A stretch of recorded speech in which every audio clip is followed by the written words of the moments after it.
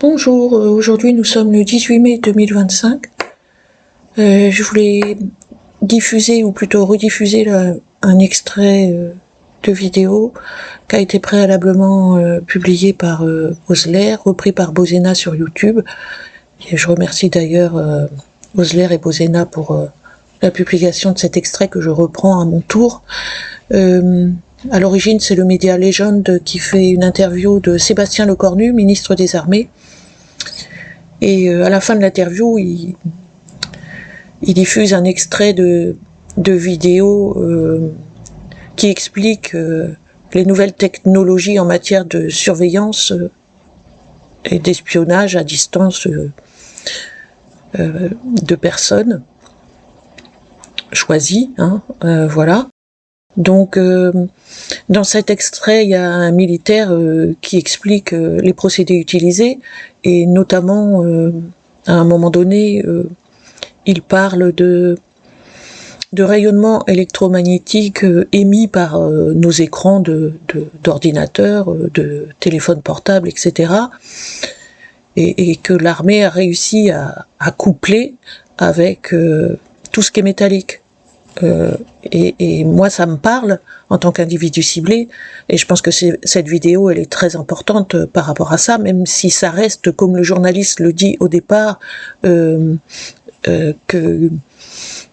toutes les informations ne sont pas données, bien sûr, parce que c'est le secret défense, et puis ça sert à protéger les données de l'armée française. Donc, je pense que l'extrait de cette vidéo-là, sur les techniques utilisées par l'armée pour espionner, sont les prémices de ce que la communauté des cibles connaît aujourd'hui en matière d'attaque en réseau et par ondes électromagnétiques.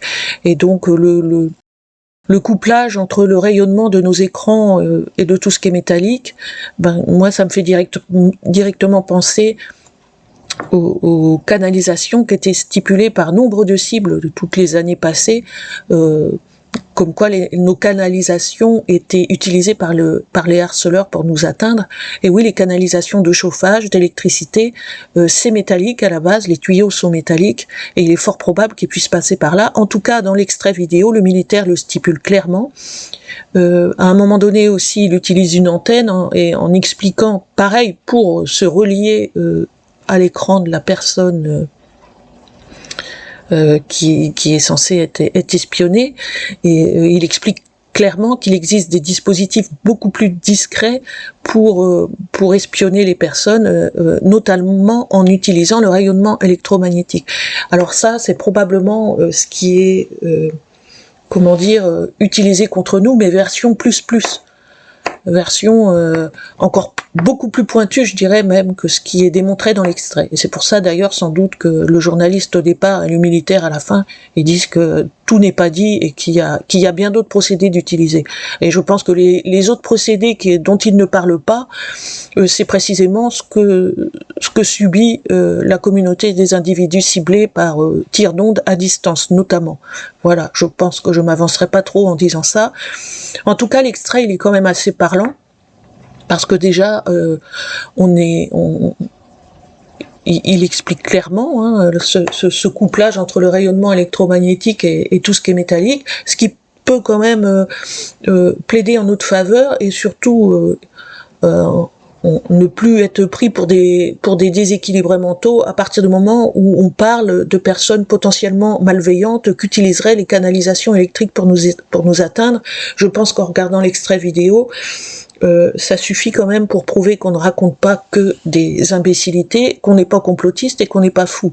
La preuve en est l'extrait qui va suivre.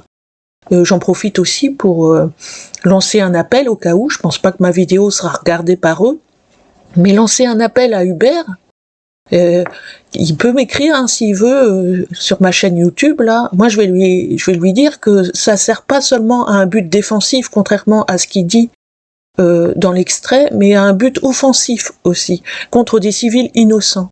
Et je me permets de lui dire, parce que pour moi c'est pas l'armée en tant que telle qui est déviante par rapport à ça, c'est des militaires peu scrupuleux qui ont détourné le matériel, sans doute dans le dos de leur hiérarchie et dans le dos de l'armée en tant que telle, pour l'utiliser sur des civils.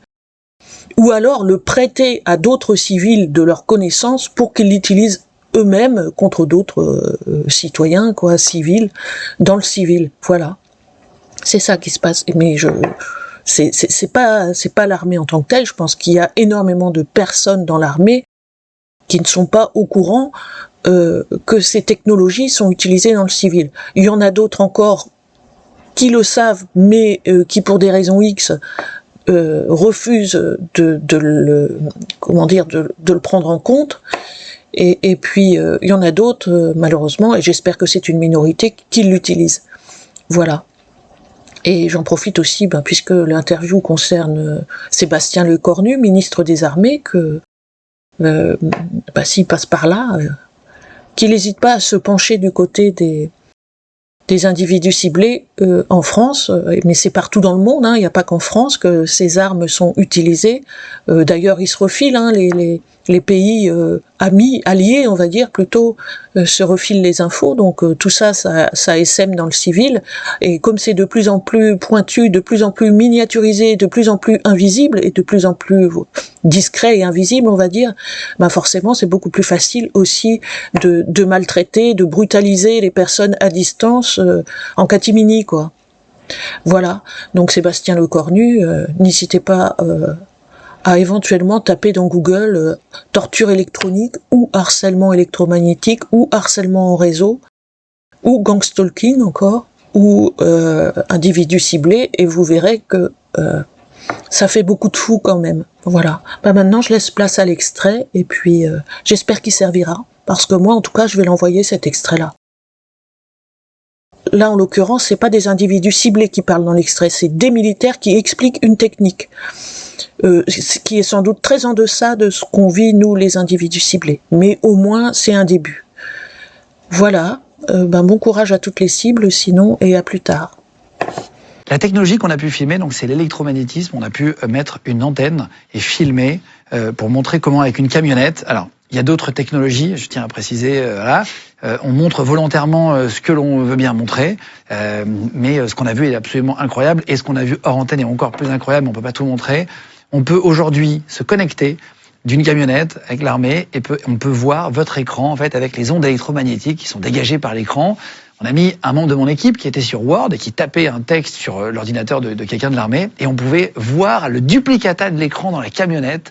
Regardez, c'est incroyable à voir. Alors, on est avec Hubert. Bonjour Hubert. Bonjour. Hubert, tu vas nous montrer une technologie exceptionnelle. C'est de récupérer en fait l'image d'un écran d'ordinateur d'une victime. Donc là, on a pris le bureau de madame, merci. On a mis un faux écran à l'intérieur. Voilà, on a marqué... Enfin, c'est un faux visuel, en gros, qui représente quelque chose de sensible, de classifié. Juste, quel est ton métier pour comprendre? Donc, notre métier, c'est d'évaluer la vulnérabilité, justement, des systèmes d'information qui traitent d'informations sensibles, et de voir si on arrive à récupérer cette information-là depuis l'extérieur de nos sites militaires.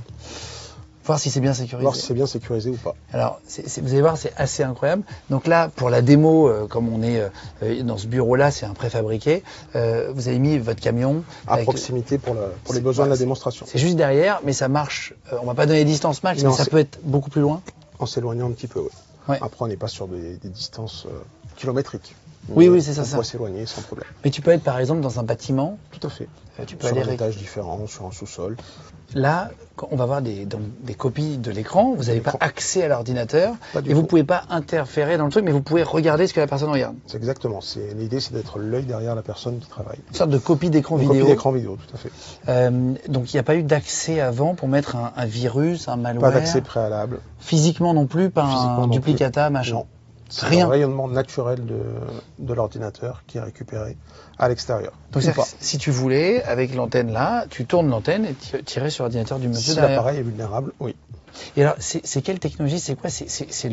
Comment tu peux te copier un écran sans câble? Ça, c'est vraiment une question du malin. C'est le rayonnement électromagnétique des composants qui fuitent dans l'air, qui sont des tout petits signaux qu'on arrive à reconstituer pour reconstituer fidèlement, le plus fidèlement possible l'image, quand le matériel est vulnérable. Donc cet rayonnement est variable en fonction des ordinateurs.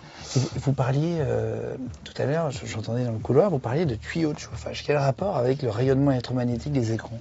Ce rayonnement-là, il peut se coupler sur tout ce qui est métallique à proximité du système d'information. Donc tuyau de chauffage, câble électrique, câble réseau. C'est-à-dire que l'écran dégage une onde qui va taper dans un tuyau de chauffage, vous allez vous brancher votre tuyau de chauffage. Tout à fait. Vous allez pouvoir voir l'écran. Exactement. Attends, c'est incroyable. Il faut toujours acheter des trucs, tu sais, des duplicata USB, machin, qu'en fait, il y a tout qui fonctionne dans l'air. Exactement. Incroyable. Donc par rayonnement, simplement. Et ça, vous faites du défensif? Tout à fait. Vous n'allez pas faire de l'offensif? Pas du tout. C'est pas la mission qui nous est confiée. Nous, c'est vraiment s'assurer que nos systèmes soient protégés. Donc on va à l'extérieur voir si on récupère l'information. Si on récupère l'information, on va trouver des dispositifs pour se prémunir de ces fuites-là. Ou on va changer le matériel, ou on va apporter une protection locale dans laquelle va être exploité le matériel. Wow. Et la technologie permettrait de le faire en offensif si on avait besoin? Sûrement. Parce que c'est les mêmes types de technologies qui pourraient être utilisées à but de renseignement. Ouais. Donc là, Hubert, on va te suivre. On va enfin, je sais pas, à l'extérieur du camion. T'as mis une antenne rouge, là c'est l'antenne rouge du coup, c'est ça? Tout à fait. D'accord, on y va et on va regarder de l'intérieur. Lors de nos missions. Allez, c'est parti. Hop. Alors, on est à l'extérieur, ça y est, avec Hubert, donc on s'est mis à côté. Donc ça, c'est votre camion. On va dire, c'est léger, c'est juste pour donc le défensif, juste pour essayer et voir. On n'a pas vocation à être discret, c'est juste pour pouvoir se déplacer. Donc là, on va positionner notre antenne, essayer de récupérer l'information qui est affichée à l'intérieur. C'est une antenne assez classique, on dirait un truc que tu mets sur ton toit. Tout à fait. Qu'on pourrait miniaturiser, c'est ce que je vous montrerai dans un deuxième temps, pour avoir quelque chose de plus discret. Oui, bien sûr, parce que là, si tu mets devant un bâtiment, ça va se voir de suite. Ouais, donc l'objectif, c'est de pas se faire voir. Donc c'est relié à ton camion, qui est relié lui-même à un écran. Alors, qu'est-ce que tu peux voir comme duplicata d'écran de donc la secrétaire à l'intérieur? Donc là, on a une recopie de ce qui est affiché à l'intérieur. Donc là, c'est pas en très bonne définition. Tu m'expliquais qu'il y a du matériel qui en fait du bien meilleur. Là, c'est parce qu'ils ont. Tout à fait. Nous, dans le but de nos missions, c'est de détecter la vulnérabilité. Si on a une vulnérabilité, on essaiera de la corriger.